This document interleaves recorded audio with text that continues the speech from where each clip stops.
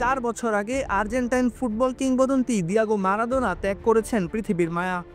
হৃদরোগে আক্রান্ত হয়ে পাড়ি জমান না ফেরার দেশে। তারপর থেকেই তার মৃত্যু নিয়ে শুরু হয় জলঘোলা।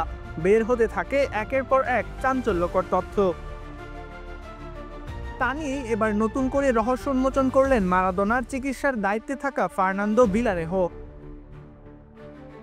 2020 সালের 26শে নভেম্বর মারাদোনা চিকিৎসারত অবস্থায় হৃদযন্ত্রের ক্রিয়া বন্ধ হয়ে মারা যান। তবে তা মানতে রাজি হয়নি তার পরিবার।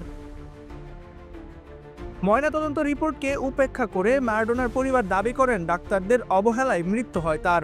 তারপরেই মারাদোনার চিকিৎসার দায়িত্বে থাকা 8 চিকিৎসক ও নার্সের বিরুদ্ধে মামলা করে তার পরিবার।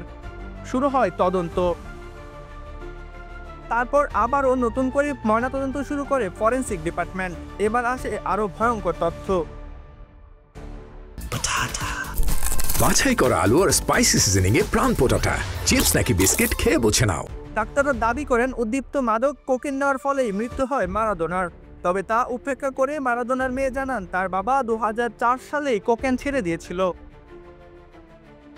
আদালতে হাজির করা হয় 8 চিকিৎসক ও নার্সদের।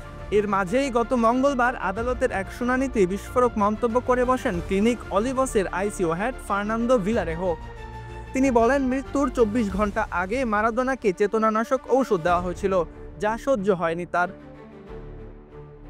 এদিকে অনেকেই বলে থাকেন মারাদোনা চিকিৎসা চলাকালীন ডাক্তারদের কথা শুনতেন না। তাকে ঔষধ খাওয়াতে ব্যাগ পেতে হতো ডাক্তারদের। তবে পুরো ঘটনা এখনও রয়েছে ধোঁয়াশাতে, কাগজে কলমে কিছুই প্রমাণ হয়নি। তাই তো ডাক্তার নার্সদের অবহেলা নিয়ে কোনো সিদ্ধান্ত জানায়নি বিজ্ঞ আদালত। সরাজয়ন, খেলা 71।